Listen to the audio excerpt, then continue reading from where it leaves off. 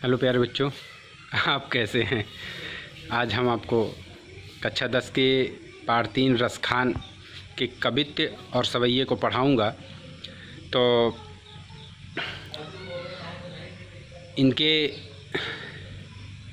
इनका जो वास्तविक नाम है वो सैयद इब्राहिम है और ये रसखान के नाम से कविताएं करते हैं और भगवान श्री कृष्ण की लीलाओं पर इतने ये मोहित हो गए, उनके कार्यों पर इतने मोहित हो गए कि वो अपनी रचनाओं के बारे में व्यक्त किया है। तो आइए हम लोग चलते हैं पाठ्यक्रम पर और पढ़ते हैं रसखान के सवैये एवं कवित्त। मानुष हो तो वही रस खानी, बसो ब्रज गोकुल गाँव के ग्वारन। जो पशु हो तो कहाँ बस मेरो चरो नित नंद की धेनु मझारन। पाहन हो तो वही गिरि को जो धर्यो कर छत पुरंदर धारन। जो खग हो तो बसेरो करो मिली कालिंदी कुल कदम्ब की डारन। रसखान जी कहते हैं, अगर मैं मनुष्य तन पाऊँ, मानुष हो तो वही रसखान है। रसखान कह रहा है कि अगर मैं मनुष्य तन पाऊँ, मनुष्य का शरीर पाऊँ, तो उसी बसो ब्रज गोकुल गांव के ग्वारन, मैं उसी ब्रज के गोकुल गांव के ग्वाल के रूप में पाऊँ। और जो पशु हो तो कहाँ बस मेरो चरो नित्यानंद की धेनु मझारन। और कह रहे हैं अगर मैं पशु बनूं, पशु, तो बस मेरा वहीं निवास हो, कहाँ, जहाँ हमेशा नंद की गैयों के बीच में मैं विचरण करूं, चरा करूं। मेरा जन्म यदि पशु के रूप में हो तो मेरा कोई बस नहीं होगा, किंतु मेरी इच्छा है कि मैं सदैव उन्हीं नंद जी की गायों के बीच में चरा करूं। फिर कहते हैं, पाहन हो तो वही गिर जो धर्यो कर छत पुरंदर दाना। अगर मेरा पुनर्जन्म पत्थर के रूप में हो तो मैं उसी गोवर्धन पर्वत का पत्थर बनूं, जिसे भगवान श्री कृष्ण ने धर्यो कर छत्र, कर माने उंगली, अपनी उंगली पे छाते के रूप में उठा लिया था, छत्र की तरह उठा लिया था गोवर्धन पर्वत को। और अगर मेरा जन्म पक्षी के रूप में हो तो मेरी यही इच्छा है कि मैं यमुना जी के कालिंदी, कालिंदी कूल माने, कालिंदी माने यमुना जी, कूल माने किनारा, तो यमुना जी के किनारे पर स्थित उस कदम्ब की डाल पर बसेरा करूं। कहने का तात्पर्य है कि रसखान किसी भी रूप में भगवान श्री कृष्ण के समीप ही रहना चाहते हैं।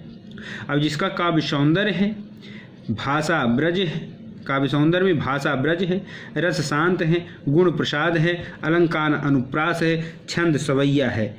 लगभग इनके सभी छंदों में यही रहेगा।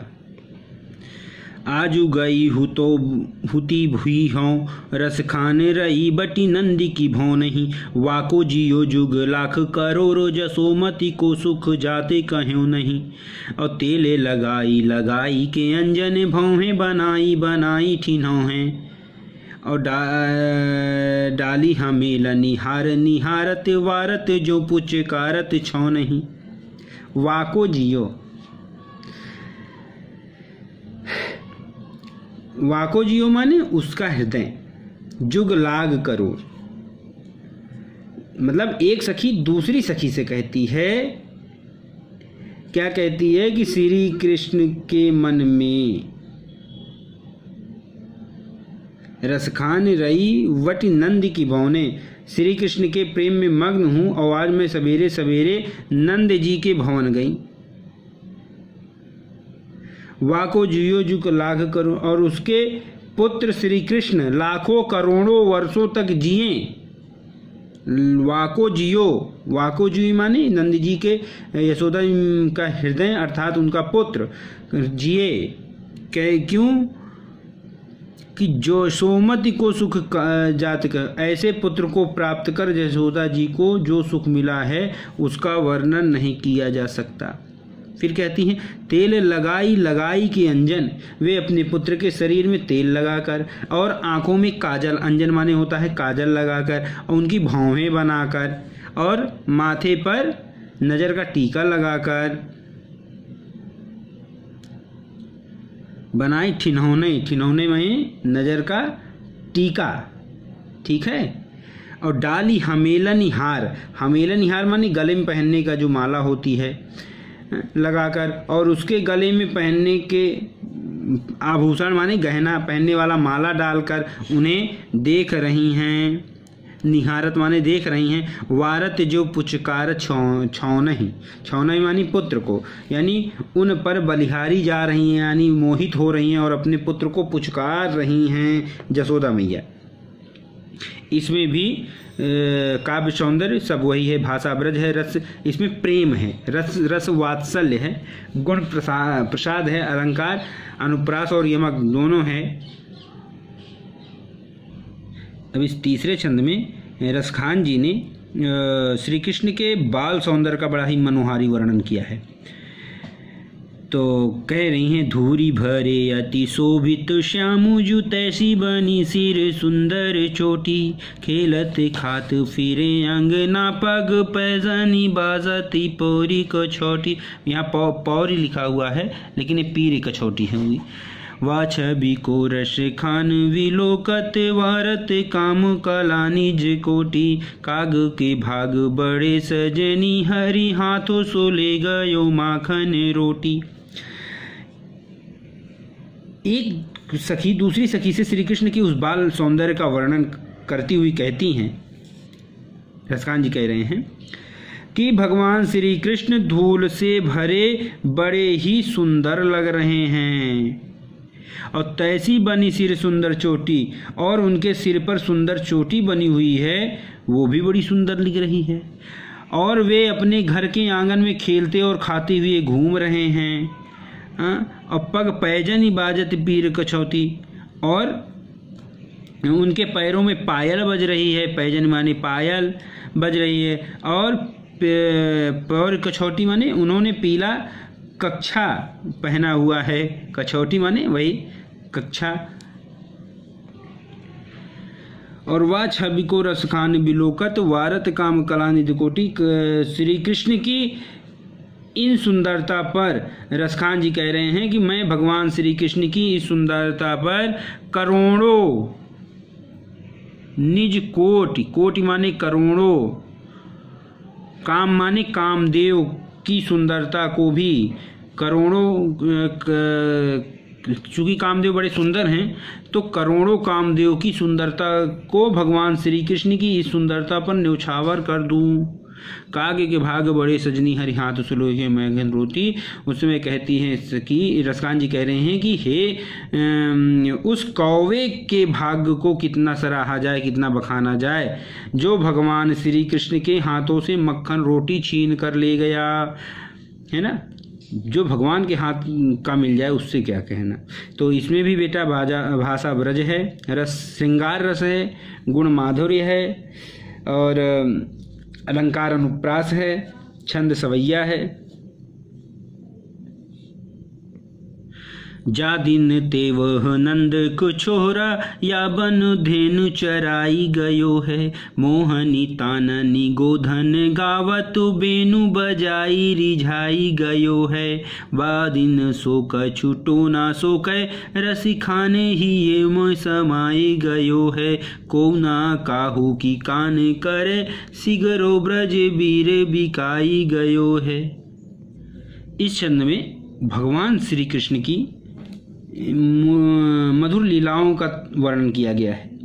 रसखान जी कह रहे हैं कि गोपियां आपस में बात कर रही कि हे सखी, जिस दिन से वह नंद का छोरा माने पुत्र श्री कृष्ण इस वन में अपनी गायों को चराकर, जा दिनते वह नंद का छोरा वह बन देन चराए गए है, चराकर अपनी बंसी बजाकर, या बन धेनु चराई गयो है, चराने गया और वहां पर बंसी बजाकर, मोहनी ताननी गोधन गावत बेनु बजाई रिझाई गयो है, बंसी बजाकर और उस पर मोहक गोधन, मोहनी माने सुंदर लगने वाली, गोधन माने गैयों के की गोधन गीत, यानी गायों को चराने के लिए जो गीत गाते हैं, गीत की तान सुनाकर हमें रिझा गया, यानी प्रसन्न कर गया है। और बंसी बजाकर बेनु बजाई, बेनु मानी बंसी होता, बजाई रिझाई गए हो, बंसी बजा बजाकर प्रसन्न कर दिया है। बा दिन से कछु टोना सो कह रसखान हिये में समाये गए हो। और रसखान जी कह रहे हैं कि उसी दिन से कोई टोना टुटका सा करके वह रस की खान अर्थात श्री कृष्ण हमारे हृदय में समा गया है। और कौ न काहू की कहानी करे सिगरो ब्रजवीर बिकाए गयो हैं। और हे सखी, तभी से कोई किसी की शर्म नहीं करता, अर्थात सब खुलकर उस श्री कृष्ण के प्रति अपने प्रेम को प्रकट करती हैं, है ना। इससे ऐसा प्रतीत होता है मानो संपूर्ण ब्रज उस श्री कृष्ण के हाथों बिक गया है, अर्थात उसी के वशीभूत हो गया है ना, रसकान जी कह रहे हैं। तो अब इसमें भी भाषा ब्रज है, रस श्रृंगार है। श्रृंगार रस हमेशा जहाँ प्रेम की, जिस छंद में प्रेम का वर्णन होगा और प्रेम के कारण विरह का वर्णन होगा तो श्रृंगार रस होगा, गुण माधुर्य होगा। जब श्रृंगार आ जाएगा तो गुण माधुर्य होगा। अलंकार इसमें अनुप्रास है और उत्प्रेक्षा इसलिए है, क्षमा चाहते हैं, अतिशयोक्त अलंकार इसमें इसलिए है कि थोड़ा सा बढ़ा का वर्णन कर दिया गया है। छंद सवैया है। अब अगला छंद देख, कान भय, यहाँ कान होना चाहिए, एक आधा घामा है।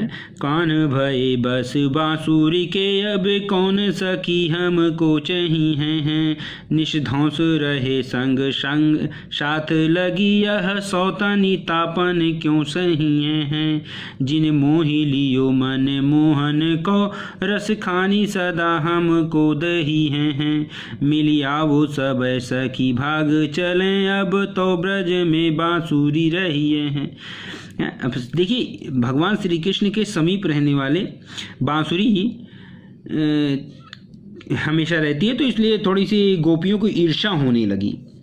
और ईर्ष्या क्या हो रही है, गोपियाँ श्री कृष्ण के बांसुरी के प्रति सौतन सा व्यवहार कर रही हैं और उसमें चर्चा कर रही हैं कि जिन मोह लियो कान भय बस बांसुरी के, कान्हा आप सिर्फ बांसुरी के होके रह गए हैं।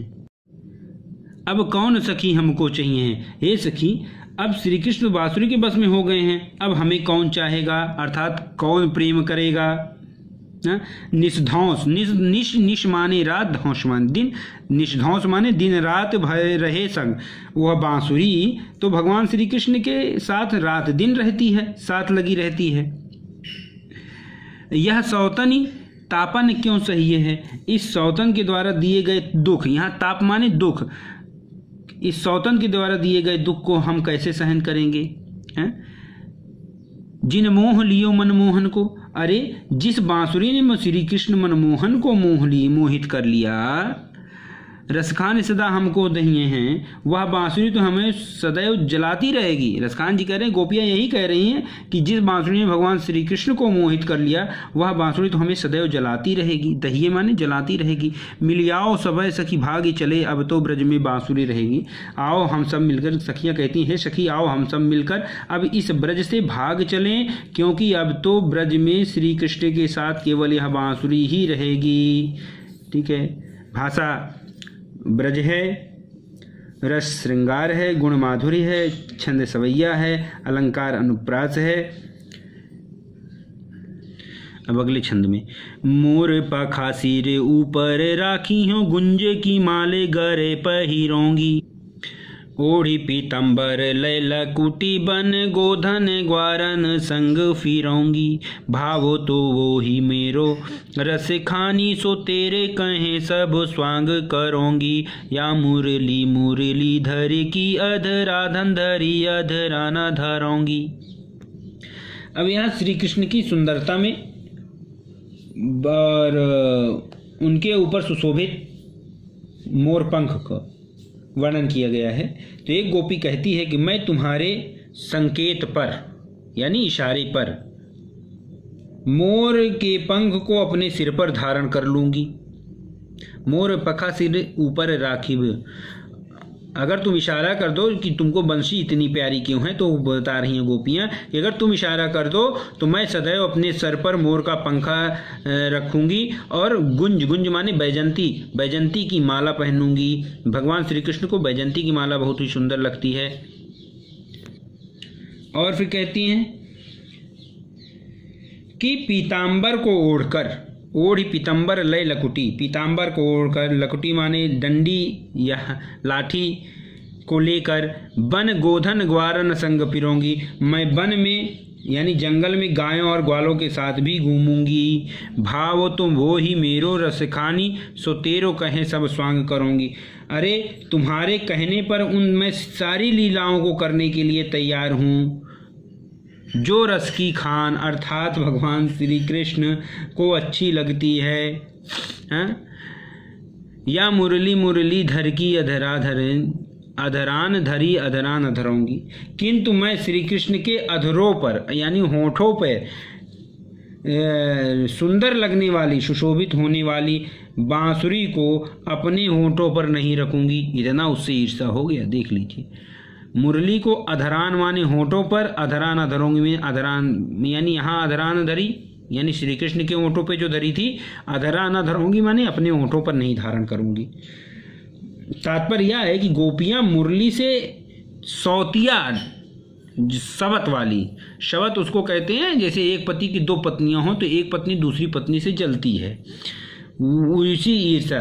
अतः श्री कृष्ण की और सभी लीलाओं का तो अनुकरण करने को तैयार हैं, किंतु मुरली को अपने होठों पर रखने को नहीं तैयार हैं।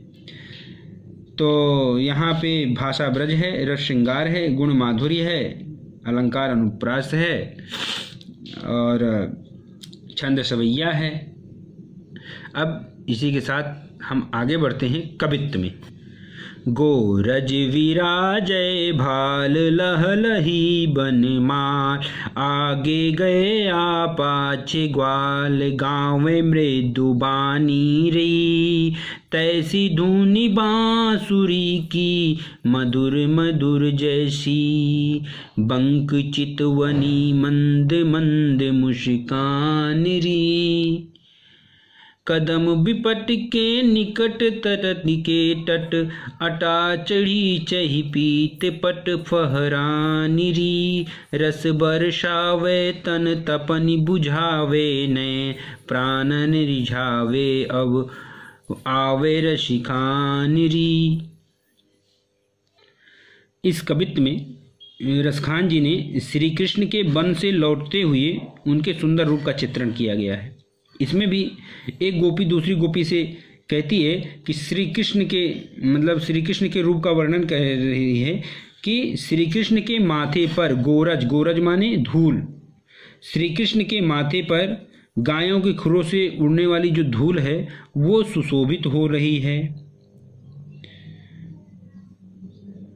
और लहलही माने लहलही, लहलही माने सुंदर लग रही है, और उनके सीने पर बनमाल यानी बन के फूलों की माला लहला रही है। आगे गैया पाछे ग्वाल गावे मृदुबानी रे, उनके आगे आगे गायें चल रही हैं और पीछे पीछे ग्वाल चल रहे हैं, वे मधुर स्वरों में गीत गा रहे हैं। तैसी धुन बांसुरी की मधुर मधुर तैसी गा रहे हैं, जितनी मधुर और बाकी उनकी चितवन है उतनी ही बाकी उनकी धीमी धीमी मुस्कान है।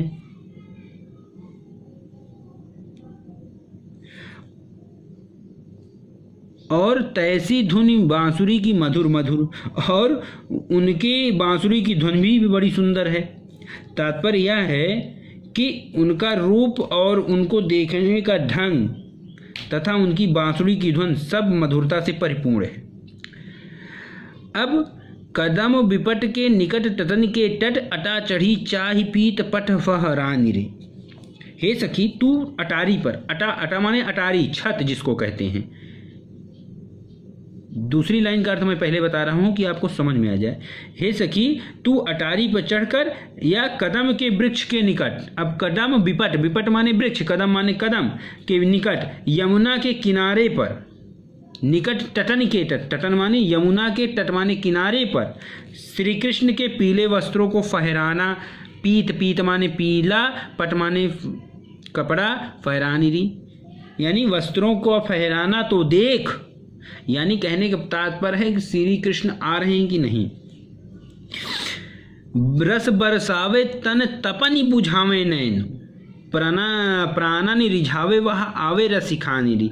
अब यहाँ निचली पंक्ति का हम अर्थ पहले बता रहे हैं कि वह रस की खान अर्थात श्री कृष्ण रस को बरसाता है, रस बरसावे रस को बरसाता हुआ, तन तपनी शरीर की आग को बुझाता हुआ, और बुझावे नैन यानी प्राणन रिझावे और प्राणों को जो मोहित करता हुआ इधर आ रहा है क्या, यह देखने के लिए। फिर से इसका समझ लीजिए कि सखियां कहती जरा तू अटारी पे चढ़ जा या कदम के पेड़ के निकट जा कि जमुना जी के तट के किनारे भगवान श्री कृष्ण जो हमेशा रस बरसाता है, रस बरसाने का तात्पर्य जो अच्छा लगता है, जिसको देखने से हमारी आँखों के द्वार से हृदय में शीतलता छा जाती है, हाँ, जो प्राणों को प्रसन्न कर देता है, वह रस की खान अर्थात श्री कृष्ण क्या आ रहा है क्या, ऐसी गोपियां कह रही हैं। तो इसमें भी भाषा ब्रज है, रस श्रृंगार है, गुण माधुर्य है, अलंकार अनुप्रास है और छंद कवित्व ऊपर लिखा हुआ है तो छंद गपित्व है। प्यारे बच्चों, अब हम पुनः अगले वीडियो में अगले पाठ के साथ मिलते हैं। तब तक के लिए नमस्कार। एक बात और, आप सभी लोग अपने इष्ट मित्र जो भी हों इस अंजनी कुमार शुक्ला यूट्यूब चैनल को सब्सक्राइब अवश्य करें, सब्सक्राइब करें, ज़्यादा से ज़्यादा शेयर करें ताकि आपके अन्य साथी गण का भी भला हो सके। ये कक्षा 10 की बात है। इस कोरोना काल में आप एक दूसरे का सहयोग करें, बचे रहें, सुरक्षित रहें। धन्यवाद।